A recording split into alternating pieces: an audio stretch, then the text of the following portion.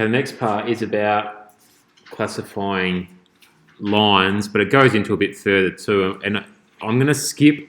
In the textbook, it uses, or it does a bit of stuff with lines in 2 dimensions, and it introduces the augmented matrices in that. I think there's a very good argument to say that using an augmented matrix to solve a simultaneous equation that has only 2 variables is like overkill. And it's like we'll do that and then we'll have to come back to it anyway. So we're going to just leave that and then use that when we get to the 3x3s, and you'll see a bit more there. So I'm going to skip some of the textbook. But what's important is that we just get the idea that a 2-dimensional, or 2 lines that are 2-dimensional can really be one of 3 options. You can have them intersecting, which means that they would have a point of intersection, which means if they were written as their 2 formulas, 2 equations, there would be a unique set of x and y that would solve them. They would be the point. They could be parallel, which means they're never ever going to meet. And then if you tried to solve the 2 equations of those lines simultaneously, you'd find there'd be no solution that would work, which makes sense graphically. The last possible one is where the 2 lines are coincident. Now, if they're coincident, it means they're on top of each other, which means that they would have the same equation ultimately. However, one might be a multiple of another and you don't notice, or that sort of thing. So every single x, y combination that works on one is going to work on the other. All the points are in the same spot. Now that's 2 dimensions. You sort of covered some of that before. 3 dimensions, you then add a fourth possibility, and that is that 2 lines, they're not parallel, but they're never ever going to meet. Okay, and a good way to visualize it is think about like the room we're in. If we think about the line that is at the front, at the roof line where the roof meets the front wall, so the line going along there, and if you imagine that going infinitely along, and then a line of one of the sides of the room with the floor on the side, so that one over there is running along that way. Those 2 lines will never ever meet each other, but they're also not parallel to each other either. Now they are a sort of nice pair because they're sort of perpendicular in a way, and we could add, what we're going to look at next in a second is about how can we find the points that are between the 2 lines that make it so that the distance between the 2 lines is the shortest. Now the distance between those 2 lines that's going to be shortest is the corner of that room up to there. That visually is pretty easy, but you can imagine if the 2 lines were skewed at different angles, it becomes harder to think where's the points, or what line is going to be the shortest distance between them, or what is the shortest distance between those 2 lines. We're going to have a look at that. So firstly though, the first part is to say, can we classify some lines? Are they going to be coincident? Are they parallel? Are they going to intersect? And if they intersect, can you find the angle between them? And in fact, even if they skew, you can find the angle between them if you imagine just moving one of those lines in space but keeping its orientation so that they did intersect, even though they don't. You could work out what the angle would be between them, and mathematically you can still work that angle out. Now, I don't want to go through almost the example for this one is fairly, I think, fairly self-explanatory, and there are a few questions that you can have a go at in your own time from 6G2. But you'd be given 3 sets of equations for the line. Importantly, there's going to be that for line 1 and 2 and 3, you're going to have a different parameter. So they've used S and T and U for those. Okay, so you've been given a different parameter for each of those. And it just says, look, show that 1 and 2 are parallel but not coincident. So if we're looking for lines being parallel, what are we looking for? Well, we'll look at the direction vectors, and if their direction vectors are scalar multiples of each other, then they would be parallel. So you can see in part A, what they've done is they've actually rewritten these out into their vector equations. You don't actually have to do that, but it helps because you can see then we have our direction vector, okay, which comes from the 2, the -2, and the 4, okay, but also a point that must be on the line, is this line, and that's when the parameter's been made to equal 0. So that has the, this is the direction vector. Sorry, this is the direction vector for that one, direction vector for that one. And if we compare these two together, then hopefully we can see that the bottom one is, it's like minus 2 lots of the values of the top one. Okay, and so that's what's said here. Hence, because it's a scalar multiple, they are parallel. So we use that to be able to tell us. The second part, though, says that, okay, we would get the same result if they were coincident, they were on exactly the same, they were exactly the same line as such. It says we've got to show that they're not coincident. So to show they're not coincident, we need to show that there is points that don't appear on one that appear on the other, or something like that. So what they've done is they've said, okay, when s is equal to 0, all right, so S is for line 1. All right, we know that this is a point here that must occur on line 1. Okay, for line 2, they've just looked at the y coordinate here and said, if I look at that y coordinate, all right, when t equals 1, I get the same coordinate here. Okay, now if that's the case and then the other two don't line up, then it can't be the same point. It has to be a different spot. And what we have to remember is a straight line going through space can only exist at any y coordinate once, or any x coordinate once. It can't come back to that x coordinate, can't curve around. So we're talking about straight lines. So that's the way they've done it. It's not the only way you could do it, but that's one way to do that and show it. Part B says show that line 2 and 3 intersect. Okay, so if they intersect, we should be able to find a set of values that will work, an x, y, and z coordinate that will work for both sets of equations. Okay, and in that case, what they've done is done some simultaneous equation work. Now, I would say the reason that they've been able to do it sort of simply is because you've got in line 2, you've got the 0 value. That helps to take out some of the things that you need to worry about. But certainly, if you've got 3 equations, 3 unknowns, use your calculator. At this stage, don't worry about augmented matrices and that sort of stuff. Just put it into your equation solver with 3 unknowns and 3 equations, and it will give you the values x, y, z that work. Okay? Use your calculator where you can. All right, and so that goes through finding that point. Once you've found the point, ask for the angle between them. We've been doing that work. Remember, we use this formula here to do that.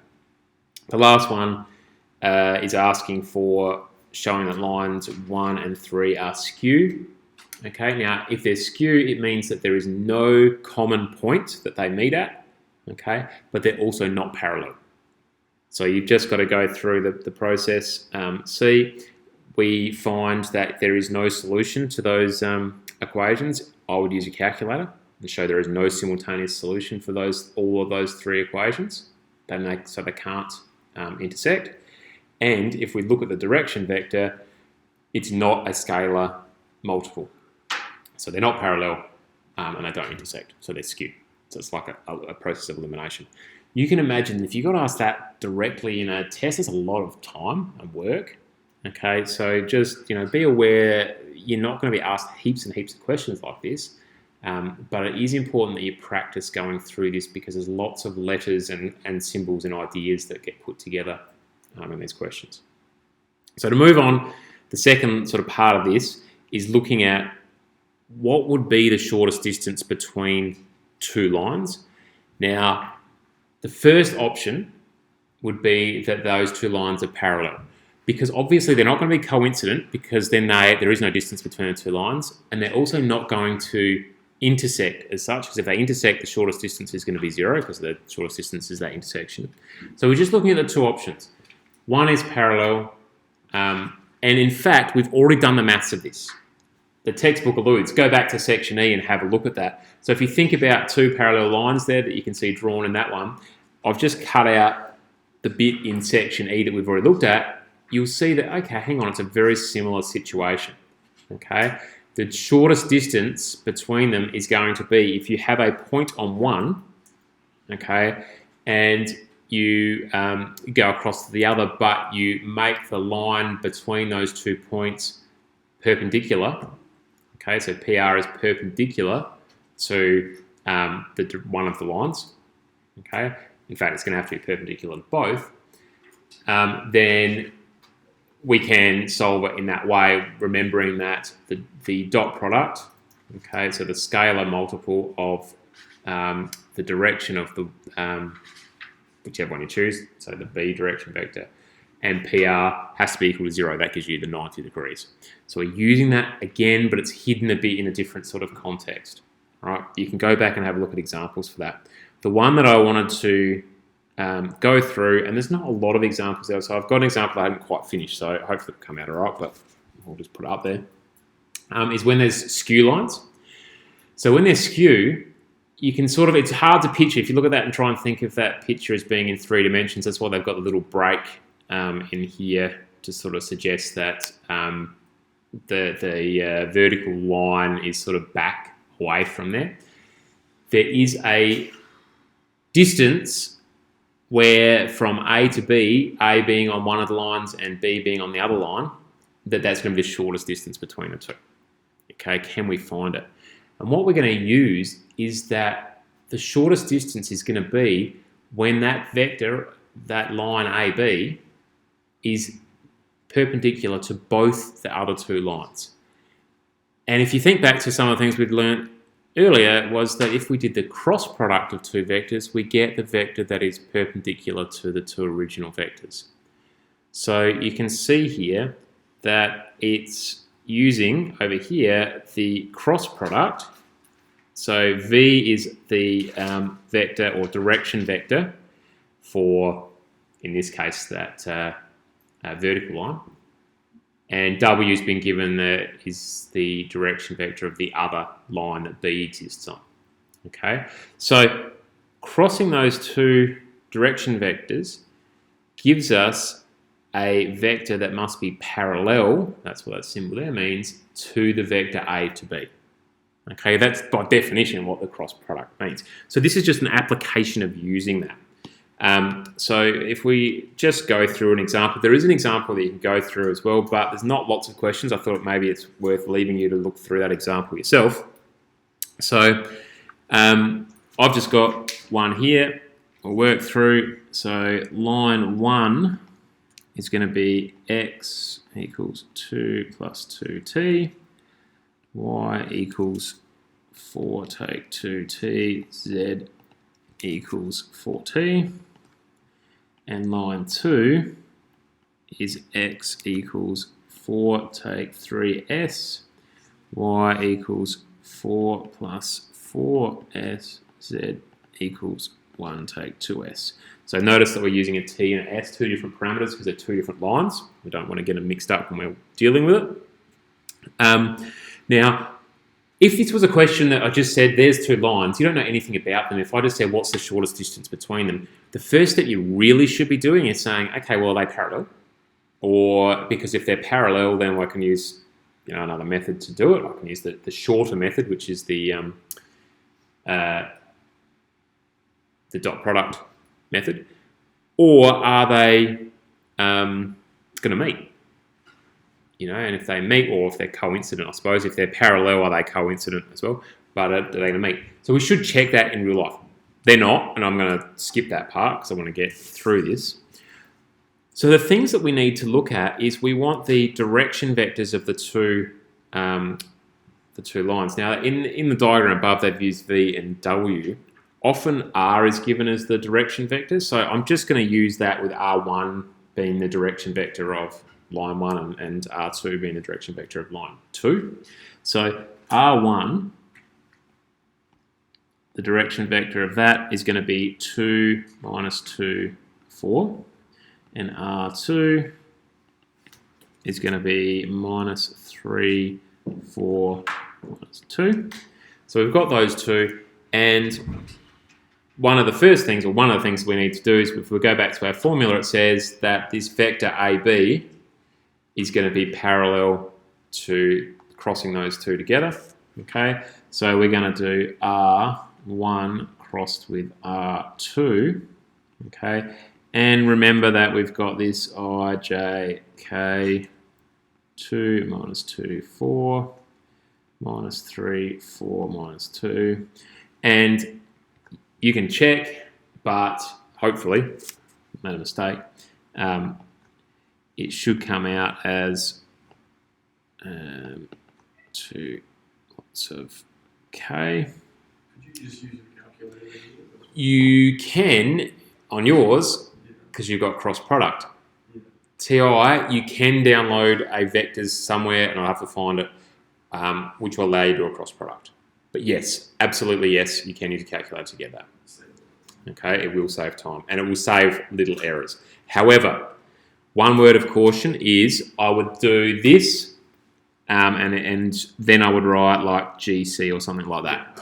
Yeah, mainly because they will, if you've written the right thing there and you've just typed something into the calculator wrong, and you've got the wrong answer, they will see, yes, you were doing the right thing, and you will get some credit for your answer. If you just went R1 crossed with R2 and just wrote something and didn't indicate what you'd put in, then you might get nothing for something that you just made a little error in. So just at least do that step, okay? So that's important. So now we know that we've got that. We can write that as a vector. I mean, you don't see it written probably that way as much. It's the vector minus 12 minus 8, 2. Okay, so that vector must be parallel to the vector A to C. A to B we've used, haven't we? So far now we know that AB, which I haven't drawn a nice diagram, but if these were our lines over here, then we've just found the direction vector of this line, but we haven't found the vector, and so we can't just directly get its length. Okay, but we know that that's parallel to the vector minus 12 minus 8, 2. Hence, therefore, this vector must be equal to, I probably shouldn't use K again, but we'll just use K. It's just a scalar multiple of that vector. Okay, so we've got somewhere with that. Okay, what we now need to do is say, all right, well, what are we going to do with this? Well, to work out this vector here, we need the points. But we don't have the points as actual numbers. We have them as values that are related to this parameter t or s. Okay, so effectively, all we're going to do is use this stuff up here to say what those 2 points are. So if very quickly we say that A, you can't see it on the screen, but I've got it written here so that we can see it. Where have I written it? A is 2 plus 2t is the x, 4 take 2t and 4t. And B is going to be 4 take 3s, 4 plus 4s, 1 take 2s. So that's the coordinates of point A and B with their parameters. Okay. What we want to do is use all of that information together and say, all right, because I know this is true, and I've got points, even though they're in parameters, I can now say from here that AB is going to be the vector from from A to B, which is going to be point B, the x coordinate of point B, take the x coordinate of point A, so the 4 take 3s, take 2 plus 2t. It's going to be the x, so that's going to be the first one. So 4 take 3s, take 2 plus 2t, and then 4 plus 4s, take 4 take 2t, and 1 take 2s, take 4t, Okay, that's the vector. Okay, and we know that that is equal to k lots of minus 12 minus 8, 2. So if we have a look at that closely, you can see, hang on, what we've really got is 3 equations.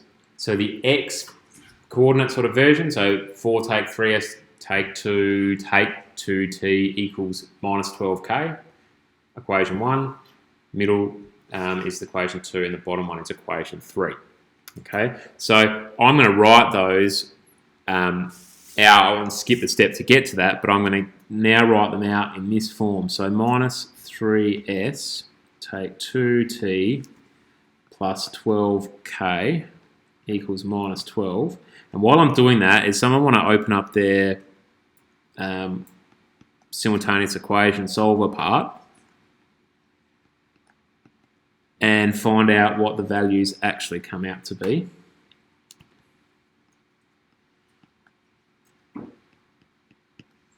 Because I haven't got any further, I ran out of time. Okay, so I've written them in that order deliberately so that we've got a unknown, unknown, unknown, and then equals the constant, and kept the unknowns in there. So hopefully that allows it easier to be put into your calculator. Annoying fractions. Annoying fractions most likely would be, I'm not surprised. Yep, so what are they? So S? S is 74 over 53. 74 over 53, good. I'm glad 53 is in there because I knew the answer had something in that. Yep. T is minus 6 over 53. Yep. And Oops. its K is minus 71 over 106. Minus 71 over 106. Okay, so what we've done is we've said, okay, for this to be true, if we go back to this, what have we've said, if we want the vector from A to B to be perpendicular to both the two lines, okay, then the parameters that we would have to have for line 1 and line 2, okay, the t and the s values, we've got them, okay, the 74 over 53, but we've also got the k value as in the multiple of the direction vector of AB as well. So we've got the information that we need to be able to get the distance. Remember, the distance of AB is the absolute value of that vector. Okay, if I was to plug my S and my T and my K's in, I can get a vector. I don't know if anyone's doing that for me because it's ugly numbers. I'm not going to try and put it into this now. But we can put that back in, and remembering that it's going to be the square root of the values squared plus squared plus squared to be able to solve that for a nice one. Okay, the example in the textbook has been set up nicely so that you get nice values from it. Okay, but that's the process. Quite a large process to go through to get that correct. It's an application of using this idea here, using the cross product. Okay, so that's why it's there. It only holds a small part in the textbook, but in reality, it is something that could be asked. So it's important that you see it and have a go at it. Okay, so questions to do on it will be the, I think it's 6G2, which is just like a question or two that are similar to this example at the top here, where you get 2 lines or 3. I think they're just sets of 2 lines, and you just got to find out what's the relationship between them. I don't want you to spend ages doing that, but actually have a go and see if you can pick some out. You might be able to look at some and just go, oh, they're parallel, because I can see the 2 direction vectors and I can see that they're going to be multiples pretty easily, that sort of stuff. But have a go at a couple of those, and then have a go at the idea of working out the shortest distance. Go back and try. Hopefully, I haven't looked at the questions closely, but hopefully there is one where it tells you that they're parallel, so that you practice doing the dot product idea and this process, and then certainly skew ones. Have a go at going through that process.